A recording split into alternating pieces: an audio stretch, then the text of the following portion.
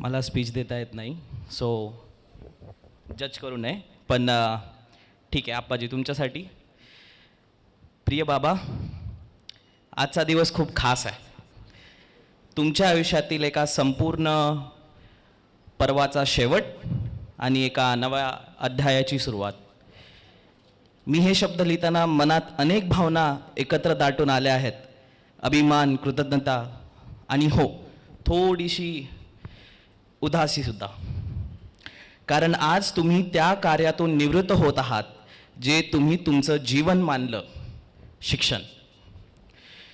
तुमच्या कामाबद्दल, तुमच्या पदाबद्दल, तुमच्या जबाबदाऱ्यांबद्दल खूप लोक बोलतील, पण मी आज फक्त एक मुलगा म्हणून बोलतोय, जो लहानपणापासून पाहत होता की त्याचे बाबा कामातून घरी येतात तेव्हा त्यांचा चेहरा थकलेला असतो, पण मन शांत असतं, कारण त्यांनी त्या दिवशी कुणाचं तरी आयुष्य थोडं तरी चांगलं केलं असतं. बाबा, तुम्ही शिक्षणाधिकारी होतात, पण त्यापेक्षाही जास्त तुम्ही शिक्षकांचा आधार होतात. विद्यार्थ्यांसाठी दिशा होतात आणि संपूर्ण व्यवस्थेसाठी एक स्थिर, निष्ठावान पायाच होतात.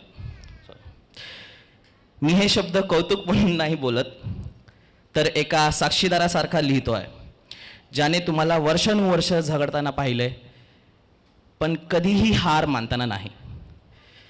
कधी कधी वाटायचं, बाबा इतक्या वेळ घालवतात लोकांसाठी, मग स्वतःसाठी वेळ कधी काढणार.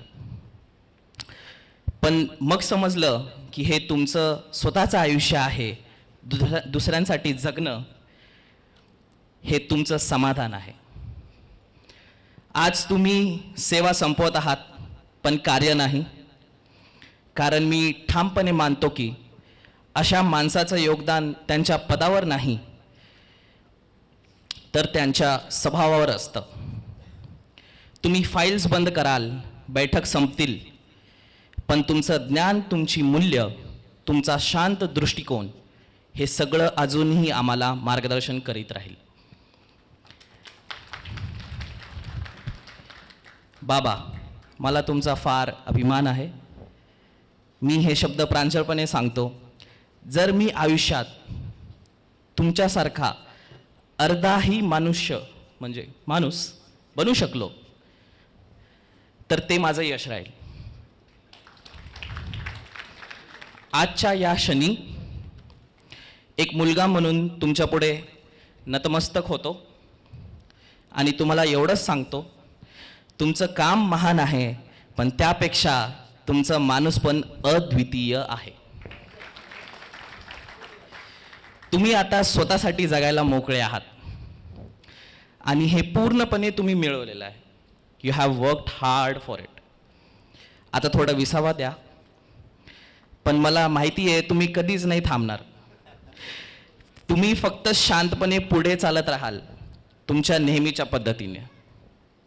मी तुमच्यावर प्रेम करतो, तुमचा आदर करतो आणि आयुष्यभर तुमचा ऋणी राहीन. तुमचाच सिद्धांत.